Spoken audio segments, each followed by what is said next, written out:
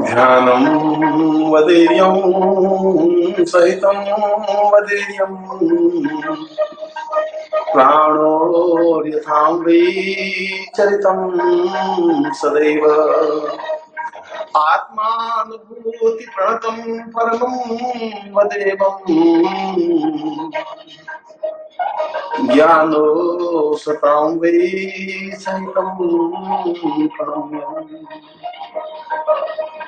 जीवन को समझना और जीवन के साथ पूर्ण मेल करना, जीवन को अच्छी तरह से समझ लेने की क्रिया, जीवन को पूर्ण रूप से भोगने की क्रिया और जीवन में अपने आप में पूर्ण रूप से उतर जाने की क्रिया ध्यान है। क्योंकि आज के युग में ध्यान की महत्ता और मूल्य और महत्व बहुत ज्यादा बढ़ गया है। ध्यान का तात्पर्य है कि जब हम बाहरी संसार से बिल्कुल कट जाए, बाहरी संसार से हमारा किसी प्रकार से कोई संबंध नहीं रहे, बाहरी संसार हमारे सामने तुच्छ बौना बन जाए।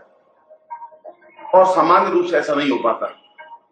ऐसा इसलिए नहीं हो पाता कि मनुष्य के सामने दो विकल्प हैं।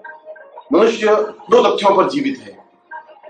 मनुष्य के सामने दो चिंतन, दो विचार, दो धारणाएं, दो क्रियाएं, दो पद्धतियां हैं। एक पद्धति उसकी बुद्धि पक्ष है और दूसरी पद्धति उसका हृदय पक्ष है। बुद्धि पक्ष हमेशा आदमी को गलत रास्ते पर गतिशील करता है, हर समय आदमी को भ्रमित करता है, हर समय आदमी को एक ऐसा चिंतन, एक ऐसा विचार, एक ऐसी क्रिया देता है जिससे आदमी भ्रमित होकर रह जाता है। वह संदेह करता है, क्योंकि संदेह का दूसरा नाम बुद्धि है, भ्रम का दूसरा नाम बुद्धि है। मन में किसी प्रकार के अहंकार को पालने पोषने की क्रिया का नाम बुद्धि है। बुद्धि का मतलब है कि मैं कुछ हूं, मैं बहुत कुछ हूं, मैं विद्वान हूं, मैं योग्य हूं, मैं समझदार हूं, मैं शिक्षित हूं, मैं पढ़ा लिखा हूं, मैं पैसे वाला हूं, धनवान हूं, मेरे पास चेतना है, मेरे पास ऐश आराम भोग विलास की साधना सामग्रियां हैं। ये सब बुद्धि उस अहंकार को बराबर प्रदर्शित करती है, उस अहंकार को पालित पोषित करती है। और बुद्धि व्यक्ति के जीवन के हृदय को उजागर नहीं कर सकती। बुद्धि व्यक्ति के मूल स्वरूप को समझा नहीं सकती, उसको चेतनावस्था में नहीं ला सकती।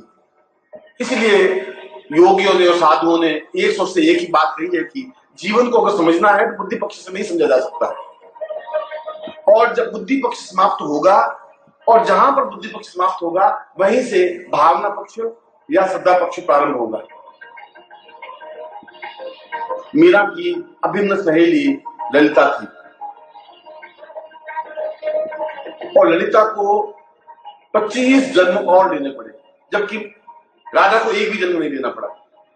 राधा और ललिता दोनों अभिन्न सहेलियां, दोनों कृष्ण की अत्यंत प्रिय, दोनों को समान रूप से कृष्ण प्रिय हैं, दोनों पर समान रूप से प्रेम की वर्षा कृष्ण कर रहे हैं।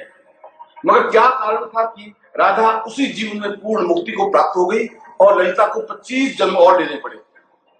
और इसका मूल कारण यह था कि राधा का सारा अहम गल गया था, समाप्त हो गया था। उसके मन में तो एक ही बात थी कि कृष्ण दूसरों से प्रेम कर ही नहीं सकते। अगर मुझसे प्रेम करते हैं तो केवल मुझसे ही प्रेम करते हैं। हो सकता है उनके चारों तरफ गोपियां सैकड़ों हो, हजारों हो, लाखों हो, उससे कोई फर्क नहीं पड़ता। मगर राधाएं सैकड़ों नहीं हो सकती। राधा तो केवल मैं हूं, मैं ही रहूंगी। और यदि वे राधा को प्यार करते हैं, प्रेम करते हैं, तो फिर मुझसे ही प्रेम करते हैं। दूसरे संसार में सैकड़ों के पास आती भी है या जाती भी है, उससे मुझे कोई लेना देना नहीं है, क्योंकि कृष्ण दूसरों से प्रेम कर ही नहीं सकते, संभव ही नहीं है, ऐसा हो नहीं सकता। और यदि कोई कहता भी तो राधा कहती है कि यह असंभव है, ऐसा नहीं हो सकता। कृष्ण दूसरों के सामने देख तो सकते हैं, दूसरों के हृदय में नहीं उतर सकते। और इसका कारण था कि राधा ने अपना सारा अहम गला दिया था, अपना सारा अहंकार समाप्त कर दिया था। और अहम को गलाने की क्रिया, अहम को समाप्त करने की क्रिया बुद्धि पक्ष को समाप्त करने की क्रिया है। मगर ललिता के मन में अहम था।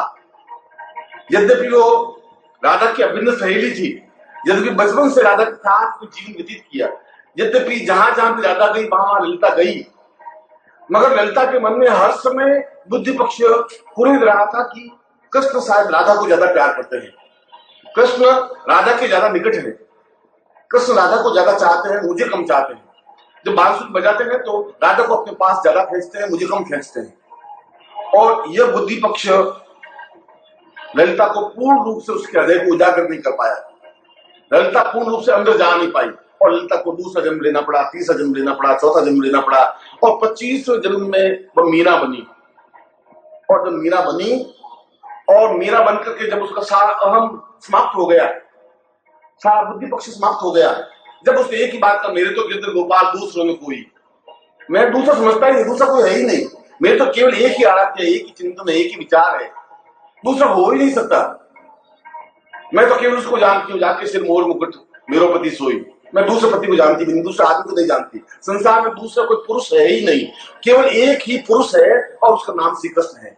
इतना अपने अहम को गिला दिया और अहम को गिला दिया और मीरा पूर्ण रूप से समर्पित हो गई, पूर्ण रूप से मोक्ष को प्राप्त हो गई, पूर्ण रूप से ध्यान अवस्था में चली गई, पूर्ण रूप से अपने आप में चैतन्य हो गई, या जिसको मुक्ति कहते हैं, या जिसको मोक्ष कहते हैं, या जिसको ब्रह्म से साक्षात्कार करने की क्रिया कहते हैं, वह हो गई। मैंने ये उदाहरण जानबूझ के आपके सामने रखा। जानबूझ के इसलिए रखा कि एक जीवन में ही आदमी ब्रह्म से साक्षात्कार कर सकता है ज्ञान के द्वारा, और यदि उसमें अहम थोड़ा सा भी बच जाता है उसको आगे 25 जन्म लेने पड़ते हैं। हो सकता है कि वो अहम 2 जन्मों के बाद समाप्त हो सकता है 3 जन्मों के बाद समाप्त हो सकता है 20 जन्मों के बाद समाप्त हो सकता है 25 जन्मों के बाद समाप्त हो। और राधा ने एक जन्म में ही, एक जीवन में ही अपने अहम को समाप्त कर दिया और पूर्ण रूप से ब्रह्मत्व में लीन हो गई, पूर्ण रूप से कृष्ण में अपने आप में खो गई। क्योंकि जहां अहम है वहां ब्रह्म नहीं है, वहां चैतन्य अवस्था नहीं है, वहां आनंद की अनुभूति भी नहीं है, वहां आनंद की अभिव्यक्ति भी नहीं है, वहां कोई क्रिया नहीं है, वहां कोई पद्धति नहीं है, वहां कोई चेतना नहीं है, वहां कोई प्रस्फुटन नहीं है। और इसीलिए आप सब लोग मेरे सामने आज बैठे हैं और जब मैं आपको ध्यान योग का चिंतन समझा रहा हूं, जब मैं ध्यान योग की क्रिया समझा रहा हूं, तो सबसे पहले आपको यह समझना चाहिए कि आप कुछ है नहीं, आपके जीवन में कोई क्रिया पद्धति नहीं है, आपके जीवन में किसी प्रकार का अहम नहीं है। यह अहम जब आप छोड़ देंगे कि मैं पुरुष हूं, जब आप ये अहम छोड़ देंगे मैं प्रोफेसर हूं, या मैं धनवान हूं, या मैं निर्धन हूं, या मैं गरीब हूं, या मैं अमीर हूं, या मैं गुरु का बहुत प्रिय हूं, या गुरु से बहुत दूर हूं, या गुरु मुझे नहीं चाहते, या मैं गुरु को चाहता हूं या नहीं चाहता हूं, या मैं स्त्री हूं या पुरुष हूं, ये सारा चिंतन जिस क्षण आप छोड़ेंगे उस क्षण ध्यान की पहली स्थिति पर आप पांव रखेंगे। और यह ध्यान की पहली स्थिति पर पांव रखने की क्रिया अपने आप में अंदर उतरने की क्रिया है, क्योंकि बुद्धि हमेशा बाहर तरफ ताकती है, बाहर को देखती है, अपने विचारों को बाहर प्रस्फुटित करती है, अपनी बात को बाहर ज्यादा से ज्यादा कहने की कोशिश करती है। बुद्धि यह कहती है कि मैं ऐसा हूं, बुद्धि यह कहती है कि मैं बहुत सुंदर हूं, बुद्धि यह कहती है कि मैं बहुत चतुर हूं, बहुत योग्य हूं, बहुत बुद्धिमान हूं, बहुत धनवान हूं, बहुत स्वरूपवान हूं। बुद्धि बार बार अपने आप को बाहर अभिव्यक्त करने की कोशिश करती है और बुद्धि महल बनवाती है, मकान बनवाती है, ऐश आराम भोग विलास की साधना सामग्री बनवाती है, अच्छे से अच्छे कपड़े पहनने की कोशिश करती है, श्रृंगार करती है, सजावट करती है, काजल लगाती है, बिंदियां लगाती है। इसलिए लगाती है कि वह अपने आप को बाहर अभिव्यक्त करने की कोशिश करती है, यह उसका बुद्धि पक्ष है। और जहां हृदय पक्ष उजागर होता है तब ये बाहरी चीज अपने आप में समाप्त हो जाती है, तब बाहर की कोई चीज उसके सामने नहीं रहती, क्योंकि वह अपने अंदर के हृदय को प्रस्फुटित करती है, अपने हृदय के अंदर को जागृत करती है, और हृदय को जागरण करने की क्रिया का नाम ध्यान है। और इस ध्यान की पहली स्थिति पर पांव रखने के लिए यह सबसे पहले जरूरी है कि आप बाहर जीवन से, अपने बाहरी क्रियाकलाप से, बाहरी चिंतन से, बाहरी विचार से अपने आप को काटे। यह समझ लें कि बाहर कुछ नहीं है, यह समझ लें कि आपका अस्तित्व नहीं के बराबर है। जब मैं आपके सामने हूं तो केवल मैं आपके सामने हूं, क्योंकि मैं आपको जानता हूं, इस जीवन से नहीं, पिछले 25 जन्मों से मैं आपको जानता हूं। मैं आपकी प्रत्येक क्रिया से, प्रत्येक रग से परिचित हूं, और मैं जानता हूं कि आप बुद्धि को छोड़ नहीं पाते हैं। मैं जानता हूं कि आप बार बार बुद्धि से भ्रमित हो जाते हैं।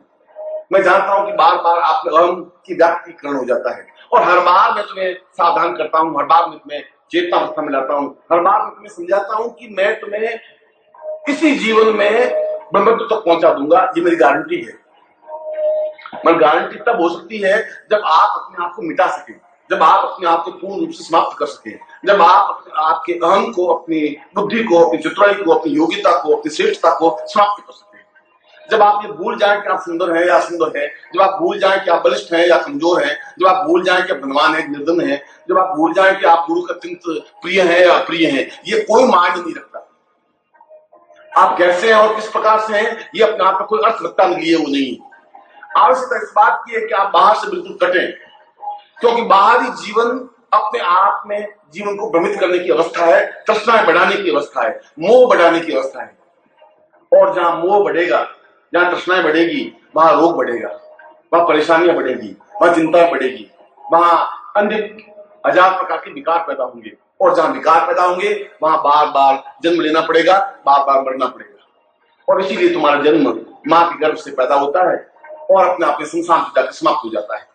ये तुम्हारे जीवन की क्रिया है। मगर जीवन इतना ही नहीं है जितना तुम सोच रहे हो। मां के गर्भ से जन्म लेकर के संसार तक में जाकर सो जाने की क्रिया कोई जीवन नहीं कहते। जीवन तो एक अटूट श्रृंखला है जो कई कई जन्मों से एक दूसरे से जुड़ी हुई है। इससे पिछला जीवन, उससे पिछला जीवन, उससे पिछला जीवन, और पिछले 25, 30, 40, 50 जीवन से मैं आपका साक्षीभूत रहा हूं। मैं तुम्हारे साथ में रहा हूं, मैं तुम्हारी प्रत्येक गतिविधि से परिचित रहा हूं। प्रत्येक बार मैंने तुम्हें समझाया है। तो पहली बार मेरे सामने नहीं बैठे हो, पहली बार मैंने तुम्हें नहीं समझाया है।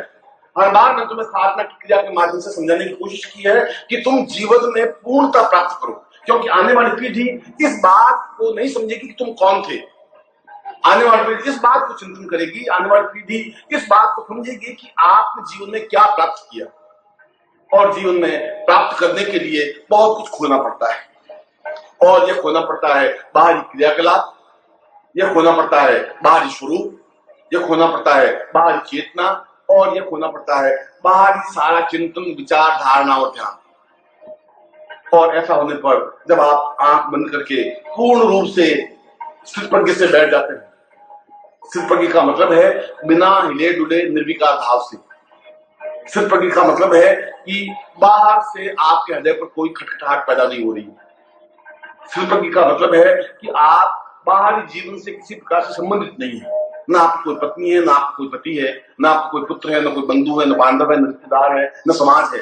आप केवल आप हैं और मैं आपके सामने हूं। केवल द्वैत है, इसको द्वैत कहते हैं। और द्वैत को अद्वैत अवस्था में लाने की क्रिया का नाम ध्यान है। द्वैत इसलिए है कि मैं आपके सामने बैठा हूं और तुम मेरे सामने बैठे हो, और हम दोनों एक दूसरे के पूरक हैं। क्योंकि जब तक तुम मुझमें मिल नहीं सकोगे, जब तक तुम मुझमें विसर्जित नहीं हो जाओगे, जब तक तुम अपने आप के प्राणों को मेरे प्राणों में समा लेने की क्रिया नहीं कर लोगे, तब तक ये द्वैत रहेगा।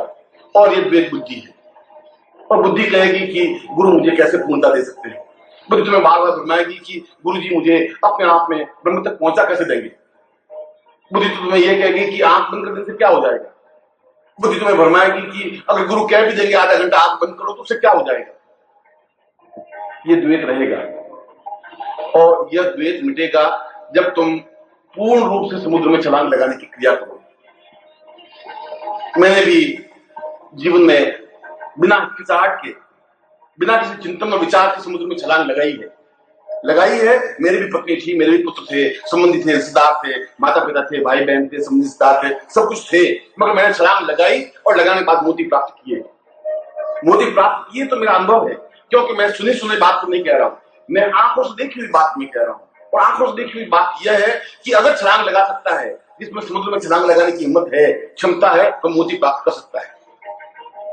मगर जो समुद्र के किनारे बैठा रहता है, जो छलांग लगाने की हिम्मत तो करने की सोचता है, वो छलांग लगा नहीं पाता। बार बार यदि गुरु उकसावे भी, तब भी एक कदम चले फिर मुड़ के बैठ जाए। बार बार याद आए कि मेरे पीछे पत्नी है, मेरे पुत्र है, मेरे बंधु हैं, बांधव है, वो क्या सोचेंगे, ऐसा क्या होगा, वैसा क्या होगा। ऐसा व्यक्ति समुद्र में छलांग नहीं लगा सकता। ऐसा व्यक्ति द्वैत में ही पैदा होता है, द्वैत में मर जाता है। और द्वैत में मर जाने की क्रिया को अपने आप में सबसे घटिया मृत्यु कहा जाता है। कुत्ते की मृत्यु और उसकी मृत्यु में कोई ज्यादा अंतर नहीं होता है। अंतर इतना ही होता है कि कुत्ते को घसीट करके संसार गृह में फेंक दिया जाता है, उसको 4 आदमी उठा करके संसार गृह में फेंक देता है। अंतर इतना ही है। मूल विशेषता तो यह है कि आप अद्वैत अवस्था में पहुंचे। और अद्वैत अवस्था का तात्पर्य है कि आप में और मुझ में कोई भेद नहीं रहे। और मैं सब प्रयोग इसलिए कर रहा हूं कि मैं तुम्हारा गुरु हूं। अगर तुम बूंद हो तो मैं तुम्हारा समुद्र हूं। उस बूंद को समुद्र में विसर्जित होना है। और जब बूंद को समुद्र में विसर्जित होना है तो बूंद को अपने आप को मिटाना पड़ेगा। अपने आप को विसर्जित करना पड़ेगा, अपने अस्तित्व को समाप्त करना पड़ेगा, अपने आप को पूर्ण रूप से उनके चरणों में, उनमें समा जाने की क्रिया करनी पड़ेगी। और इसीलिए मैं ये सारी बात बोल रहा, क्योंकि तुम्हें बीज बनना है, और जब बीज बनोगे तब तुम आगे जाकर छायादार वृक्ष बन सकते हो। मगर कब बन सकते हो? जब बीज जब बीज धरती के अंदर मिल जाएगा, माटी में मिल जाएगा। यदि बीज कहे कि माटी में मिलना नहीं चाहता तो बीज छायादार पेड़ नहीं बन सकता। माटी में मिलेगा, माटी में एक हो जाएगा तो निश्चित रूप से उसमें अंकुर फूटेगा और आगे चल करके वह पूर्ण छायादार पेड़ बन सकेगा, जिसके नीचे हजारों हजारों व्यक्ति बैठ सकेंगे। मैं भी एक बीज था और मैं धरती में मिला, मिट्टी में एक मेघ हुआ, मिट्टी में बिल्कुल अपने आप को मिला दिया, अपने अस्तित्व को मिला दिया। मैंने इस बात की चिंता नहीं किया कि मैं ब्राह्मण हूं, इस बात की चिंता नहीं किया कि मेरे पिता मेहमान है, इस बात को नहीं सोचा कि मेरी पत्नी है, पुत्र है। मैंने इस बात को भी नहीं चिंतन किया कि आने वाले समय में क्या होगा। मैंने एक ही विचार किया कि मुझे मिट्टी में मिलना है, और मिट्टी में मिला आज मैं छायादार पेड़ हूं, जिसके नीचे आप जैसे हजारों शिष्य विश्राम ले सकते हैं, विश्राम लेते हैं, आनंद का अनुभव करते हैं। और मैंने यह शब्द प्रयोग किया है आनंद, सुख का प्रयोग नहीं किया है। सुख शब्द अपने आप में बहुत तुच्छ और बेमानी है। सुख तो भोगी व्यक्ति चाहते हैं, क्योंकि सुख आता है, जहां सुख आता है वहां दुख आएगा ही, जहां रात आएगी वहां दिन भी आएगा। सिक्के के दोनों पहलू हैं। ऐसा हो ही नहीं सकता कि सुख रहे तो सुख के बाद सुख ही आएगा, ऐसा संभव नहीं है। सुख के बाद तो दुख आएगा ही, मगर आनंद के बाद आनंद ही आएगा। आनंद के बाद मृत्यु नहीं आ सकती, आनंद के बाद वियोग नहीं आ सकता, आनंद के बाद विरह नहीं आ सकता, आनंद के बाद चिंता नहीं आ सकती, परेशानी नहीं आ सकती, बाधाएं नहीं आ सकती, कठिनाइयां नहीं आ सकती। और ये सारी क्रिया अपने आप में ध्यान के माध्यम से संभव है, और ये ध्यान क्रिया ही अपने आप में पूर्ण रूप से अमृत क्रिया है। क्योंकि मैं इस पूरे शिविर में अमृत क्रिया का चिंतन आपको देने जा रहा हूं, मैं एक नवीन पद्धति आपको देने जा रहा हूं, नवीन क्रिया आपको समझाने जा रहा हूं। मैं किसी पीटी लीक पर आपको चलाने के लिए मजबूर नहीं कर रहा हूं। मैं आपको ऐसा नहीं कर रहा हूं कि आप माला लेकर के मंत्र जाप करें। मैं आपको इसलिए भी नहीं बिठाया है कि आपको 5 लाख मंत्र जाप करने हैं गायत्री के। मैं आपको इसलिए भी नहीं बढ़ाया कि आपको देवी देवता के सामने नतमस्तक होना है, हाथ जोड़ना है, प्रार्थना करनी है। मैं सब कुछ नहीं समझा रहा हूं। मैं समझा रहा हूं कि तुम इस जीवन में बार बार जन्म मरण के बंधन से मुक्त हो जाओ।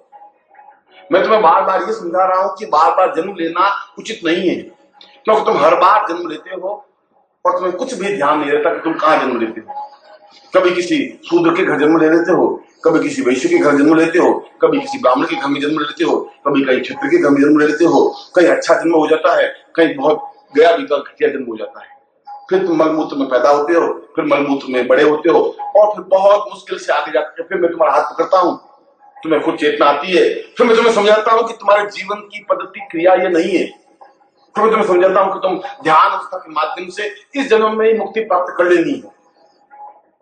और एक हिलोर, एक क्षण के लिए हिलोर आती है और हिलोर समाप्त हो जाती है। फिर तुम्हारा धन दौलत, फिर तुम्हारा ऐश्वर्य, फिर तुम्हारा वैभव, फिर तुम्हारे पति, फिर तुम्हारा पत्नी, चारों तरफ तुम्हें घेर लेते हैं, तुम अपने आप को भुला देते हो।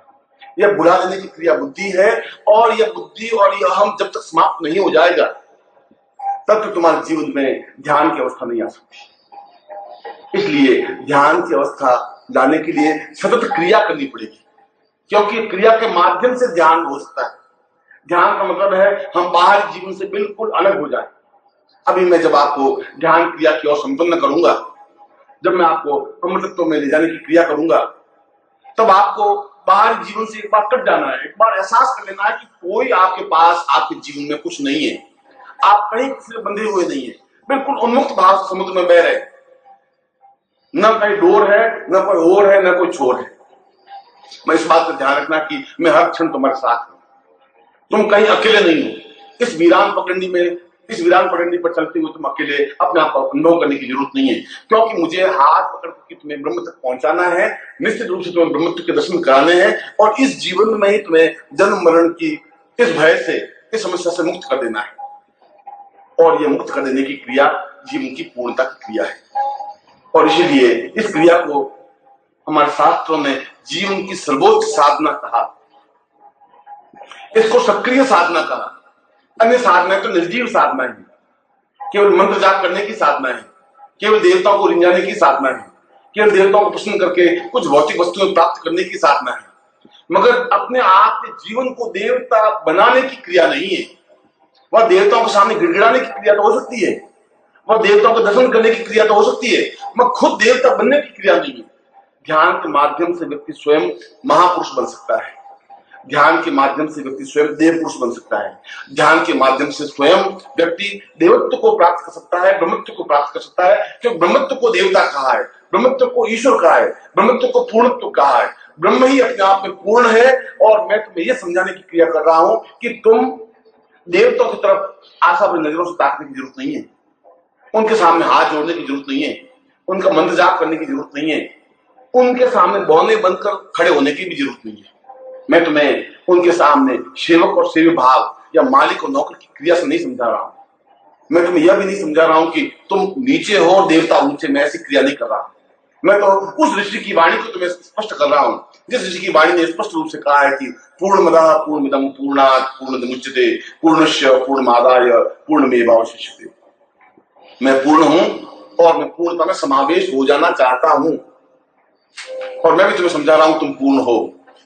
क्यों पूर्ण हो? क्योंकि तुम इस समय मेरे सामने पूर्ण होने के लिए बैठे हो। आवश्यक इस बात की है कि तुम उस जगह पर हो जहां एक छलांग लगानी है।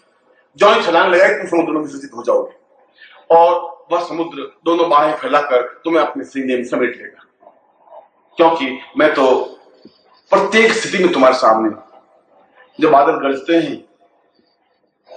तो मैं तुम्हारे उस गरज में भी तुम्हारे सामने, जब कोयल की कूक होती है तो उस कूक में भी गुरु की आवाज ही होती है, जब गुलाब का पुष्प मुस्कुराता है तो मुस्कुराहट में मेरी मुस्कुराहट विद्यमान रहती है, और जब तुम कहीं देखते हो उस देखने के भाव में भी मैं ही, और यह मैं, और जब यह पूर्णत्व जब तुम्हारे आंखों में समा जाएगा, जब केवल एक ही चिंतन, एक ही भाव, एक ही विचार रह जाएगा कि मुझे पूर्ण रूप से समर्पित हो जाना है, मिल जाना है।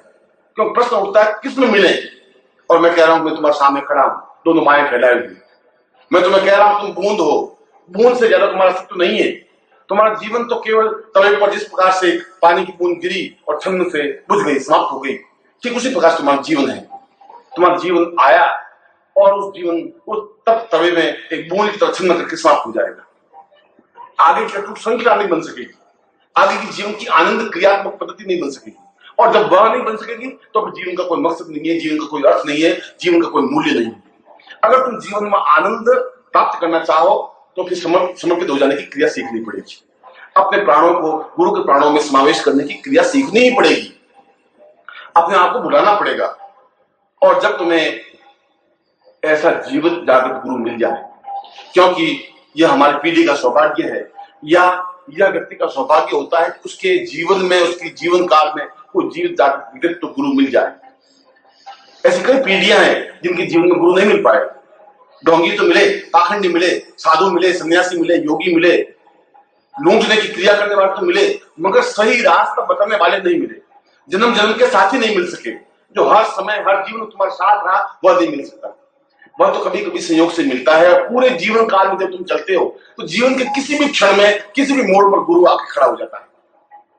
अब वहां दो क्रियाएं होती हैं, या तो तुम पास में से गुजर जाते हो और गुरु अपने रास्ते पर बढ़ जाता है, और अगर तुम जागृत हो, चैतन्य हो, तो गुरु के पांव पकड़ लेते हो, कस करके पकड़ लेते हो, क्योंकि तुम्हें पूर्णता में समावेश होना है, क्योंकि तुम खाली बूंद हो, क्योंकि तुम्हें समुद्र बनना है। आज तुम समुद्र बनोगे तो कल मेघ बनकर के आकाश में छाओगे। आज तुम समुद्र में मिलोगे तो बादल को घूम करके बादल बन सकोगे।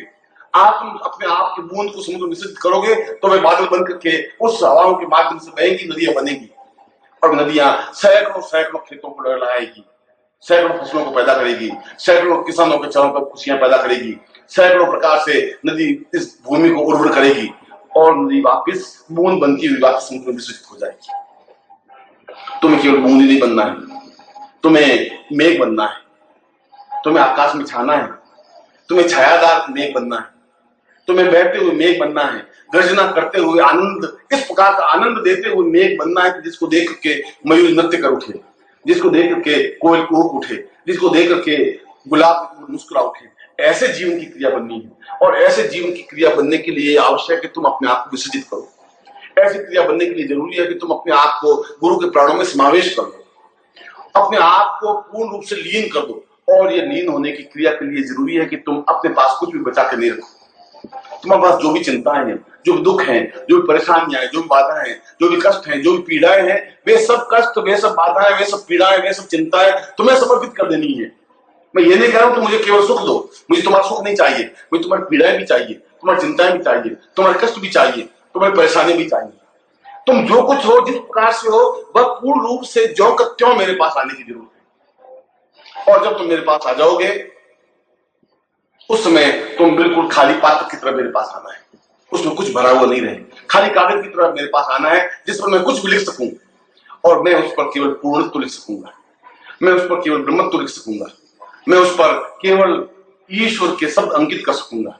मैं तुम्हें बता सकूंगा कि जीवन की पूर्णता क्या है, मैं तुम्हें बता सकूंगा कि जीवन का आनंद क्या है, मैं तुम्हें बता सकूंगा कि जीवन की श्रेष्ठता क्या है, सर्वोच्चता क्या है, आनंद और ऐश्वर्य क्या है। ये ऐश्वर्य धन और विलास और कागज के टुकड़े ऐश्वर्य नहीं है।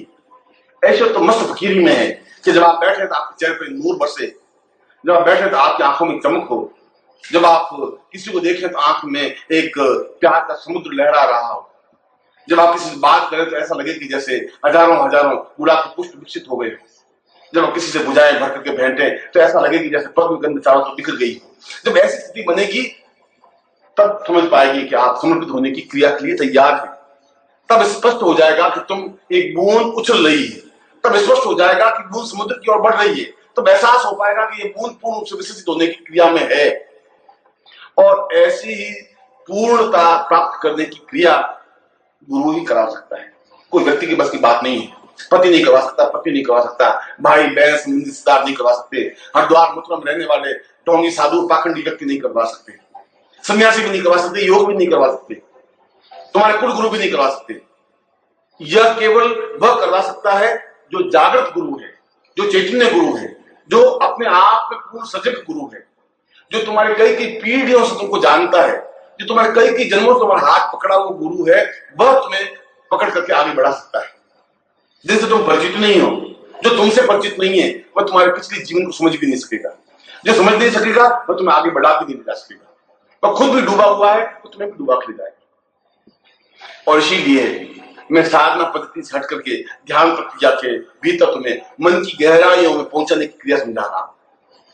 और इसके लिए आवश्यक है कि आप बिल्कुल शांत चित्त से पालथी मार करके बैठ जाएं और आपके सामने कोई बिंब नहीं है, क्योंकि आपको 1 या 2 मिनट पूर्ण रूप से निर्विकार और निर्विकल्प चिंतन करना है। निर्विकल्प चिंतन कि आपके मन में किसी प्रकार का चिंतन नहीं है, धीरे धीरे सारे विचार मन से निकाल देना है। यदि मन में कोई चिंतन आ भी रहा है तो उसको हटा देना है। ऐसा मस्तिष्क बना देना जिसको विचार शून्य मस्तिष्क कहते हैं, जिसको अंग्रेजी में थॉटलेस माइंड कहते हैं, और थॉटलेस माइंड बनना चाहिए। यह पहली क्रिया है। और थॉटलेस माइंड या चेतना शून्य या विचार शून्य मस्तिष्क जब बनता है तो व्यक्ति पहली सीढ़ी पर पांव रखता है, और यह पहली सीढ़ी गुरु के प्राणों में समा जाने की पहली सीढ़ी है। उसके बाद आप बिल्कुल निश्चिंत निर्विकार भाव से आंखें बंद करके अपने आप में नीचे उतरने की क्रिया करेंगे, प्राणों में नीचे उतरने की, क्योंकि तुम्हारे इस पूरे शरीर में 7 लोक हैं, जिसको भूलोक कहा है, भूलोक कहा है, स्वलोक कहा है, मह, जन, तप और सत्यम। ये 7 लोकों में तुम्हें नीचे उतरने की क्रिया संपन्न करनी है। इसके लिए तुम्हें कुछ करना नहीं है, धीरे से आंख बंद करके चुपचाप बैठे रहना है, न हिलना है, न डुलना है, न सोचना है, न विचारना है, मन में किसी प्रकार का कोई विचार नहीं लाना है, मन में किसी प्रकार का कोई चिंतन नहीं करना है। तुम्हें कुछ करने की जरूरत नहीं है। जब प्राण एक बार नीचे उतरने की क्रिया करेंगे अपने आप नीचे उतरते ही चले जाएंगे। तुम्हें इसके लिए बलपूर्वक प्रयासपूर्वक कुछ प्रयास नहीं करना है। तुम्हें यह नहीं करना है प्राणों को धकेलना है, ऐसी करने की क्रिया नहीं है, क्योंकि जो ही ऐसी क्रिया करोगे वहां बुद्धित्व हावी हो जाएगा। फिर वहां बुद्धि बीच में आ जाएगी कि नहीं, जोर से धकेलूंगा तो ये प्राण अंदर घुसेंगे। ऐसा कुछ नहीं है। प्राण अपने आप में अंदर उन 7 लोगों को प्रवेश करता ही है, और जहां 7 लोग समाप्त होते हैं, क्योंकि गायत्री मंत्र का आधार ही भूर्भुवः स्वः तत्सवितुर्वरेण्यम, भूर्भुवः स्वः मह जन तपः सत्यम। ये 7 लोग, और ये 7 लोगों जहां समाप्त होते हैं, उन 7 लोगों की समाप्ति पर पूर्ण रूप से ब्रह्मांड विकसित है। पूरा संसार वहां विद्यमान है। ब्रह्मांड की प्रत्येक गतिविधि, प्रत्येक हलचल वहां अपने आप में स्पष्ट है, और उस ब्रह्मांड के बीच साक्षात गुरु तुम्हारे सामने सशरीर मुस्कुराते हुए खड़े। वहां अपने प्राणों को समर्पित करना है, वहां अपने आप को समाधिस्थ करना है, वहां अपने आप को समर्पित करना है, वहां चेतना युक्त बनना है, वहां अपने आप को पूर्ण रूप से मुक्त कर देना है, वहां अपने आप में उतर जाना है, वहां अपने आप में चेतना शून्य बन जाना है। और यह चेतना शून्य बन जाने की क्रिया इसी विधि से प्रारंभ हो सकेगी, क्योंकि यह विधि ही तुम्हें जीवन में चेतना दे सकेगी। और मैं इस समय तुम्हारे सामने बैठा हुआ केवल चेतना शून्य नहीं बैठा हुआ, मैं तुम्हें प्राणों की ऊष्मा से जागृत कर रहा हूं, मैं तुम्हें चेतना अवस्था की ओर ले जा रहा हूं। तुम यहां केवल बैठे हुए नहीं हो, जो भी इस परिवेश में बैठे हुए हैं, उन परिवेश में मेरी ऊष्माएं बराबर तुम्हें गतिशील कर रही हैं। मेरे प्राणों की ऊष्मा में तपस्या का अंश बराबर तुम्हारे हृदय को स्पर्श कर रहा है, बराबर तुम्हारे हृदय को जागृत करने की क्रिया कर रहा है। जिस प्रकार से वाष्प की हवा चलती है, वो अपने आप के गुलाब के पुष्प को विकसित कर देती है। गुलाब के पुष्प को विकसित करने के लिए बुद्धि की जरूरत नहीं होती। बुद्धि ये नहीं कहती तुम्हें एक पंखुड़ी खोलनी है, फिर दूसरी पंखुड़ी खोलनी है, फिर 5 पंखुड़ी खोलनी है, फिर 24 पंखुड़ियां खोलनी है। बुद्धि कुछ नहीं कहती। गुलाब का पुष्प सोचता नहीं है, कुछ चिंतन नहीं करता, कोई विचार नहीं करता है, बस अपने आप में जो वाष्प की हवा चलती है, गुलाब का पुष्प विकसित हो जाता है, खिल जाता है। खिल जाता है तो सुगंध से, महक से भर जाता है। चारों तरफ से उस गुलाब के पुष्प की सुगंध महक भर जाती है, खिल जाती है, सारा संसार सुगंध युक्त हो जाता है, सुगंधित हो उठता है। और मैं भी अपनी उस तपस्या के अंश से, जहां कमल खिला हुआ है, जहां पर गुलाब का पुष्प विकसित है, क्योंकि मेरा सारा शरीर अपने आप में गुलाब का पुष्प है, एक कमल है, पवित्र, चिंतन युक्त, सुरभि युक्त, सुगंध युक्त, पद्मगंध युक्त। और मैं उस सुगंध को तुम्हारे तक प्रवाहित कर रहा हूं। मैं तुम्हारे प्रत्येक व्यक्ति के प्राणों को स्पर्श कर रहा हूं, प्रत्येक हृदय की क्रिया को जागृत कर रहा हूं। मैं तुम्हारे हृदय की जागृत करने की क्रिया को संपन्न कर रहा हूं। मैं केवल तुम्हारे सामने बैठा हुआ नहीं हूं, तुम केवल मेरे सामने बैठे हुए ही नहीं हो, मैं तुम्हें धीरे धीरे तुम्हारे हृदय में उस जगह तुम्हें ले जा रहा हूं जहां पर मैं बैठा हुआ। मैं तुम्हारे सामने नहीं बैठा हुआ हूं, सामने एक देह बैठी हुई है। मैं तुम्हारे 7 लोगों के अंदर बैठा हुआ हूं, जिसको अमृतत्व कहते हैं, जिसको अमृत घट कहते हैं, जहां पूर्णता कहते हैं, जहां सक्रिय ध्यान कहते हैं। और अब हम आंख बंद करके उस निर्विकार मन और निर्विकल्प मन, समाधि पूर्ण मस्तिष्क, थॉटलेस माइंड रखते हुए आधे घंटे तक पूर्ण रूप से समाधिस्थ हो सकेंगे, अपने हृदय में, अपने प्राणों में उतर सकेंगे। और जब वहां उतरेंगे तो आपको विविध दृश्य दिखाई देंगे, विविध चिंतन दिखाई देंगे, और मैं स्वयं ब्रह्मांड के साथ आपको मुस्कुराते हुए दिखाई दूंगा। मैं आशीर्वाद देता हूं कि निश्चय ही आप इसी सत्र में आप अमृतत्व को प्राप्त कर सकेंगे। अब हम इसी क्रिया को प्रारंभ कर रहे हैं। मैं आपको आशीर्वाद दे रहा हूं।